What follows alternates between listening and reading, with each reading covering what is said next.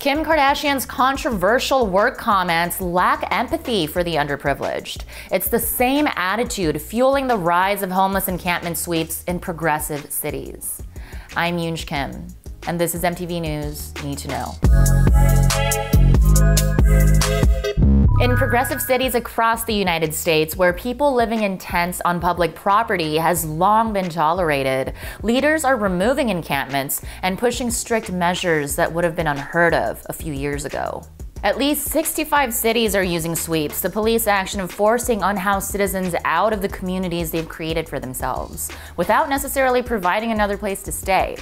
In Seattle, Washington, an enclave outside City Hall was swept, and now residents are angry that the uprooted people are finding new places to sleep in residential areas. And in Austin, Texas, unhoused people are penalized for camping downtown. In New York, the mayor, Eric Adams, vowed to bar homeless people from sleeping on subway trains, likening their presence to a cancerous sore.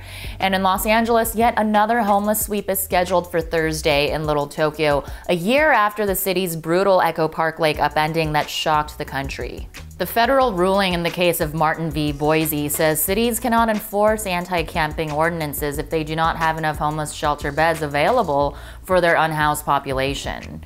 So the fact that many U.S. cities are ignoring this precedent to set their own homeless sweeps is troubling.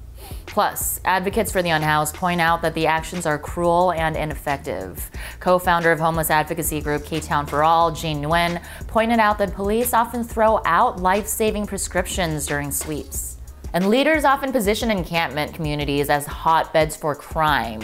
But health and housing professional Dr. Kelly Duran tweeted that the clearing of a Bronx homeless encampment in 2017 wasn't associated with any apparent reduction in crime, suggesting that the camp wasn't the cause of the crime to begin with.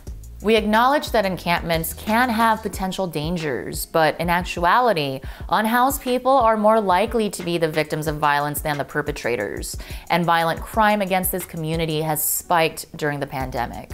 Homeless advocacy groups agree that we should be focusing on long-term solutions like permanent housing and addressing root causes like addiction and affordability. So what do Kim Kardashian's comments have to do with all this? In case you missed it, the beauty mogul sparked controversy over something she said to Variety this month. I have the best advice for women in business. Get your ass up and work.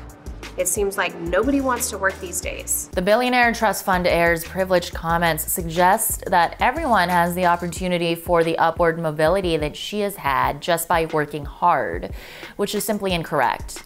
Writer and culture critic Touré pointed out in The Griot that the reality show star's views are just age-old class warfare where the rich scold the poor for not working hard enough with no clue about how difficult it is to become rich or how expensive it is to be poor. We can't ignore the social justice work Kardashian has done, including using her platform to release over 17 people from prison and reportedly raising over $1 million for the homeless shelter Alexandria House.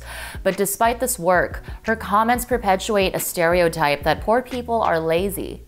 The truth is that formerly incarcerated people like the ones Kim works with are 10 times more likely to end up homeless because of discrimination and a lack of systemic support.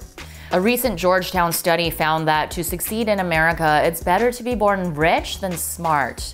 People with talent often don't succeed.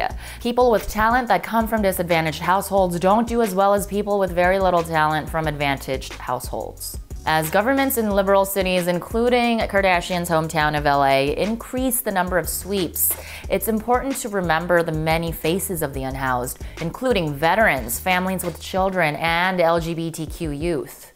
These are communities that the left claims to hold as allies, but after 2 years of a pandemic exacerbating a humanitarian crisis in our country, many residents are willing to push them further into the margins as long as they're not in their backyards. Empathy is a trait liberals often talk about, and having it means sticking to the issues even when they aren't trendy or easy anymore, like continuing to help the unhoused. I'm Yoonj Kim, and that's what you need to know.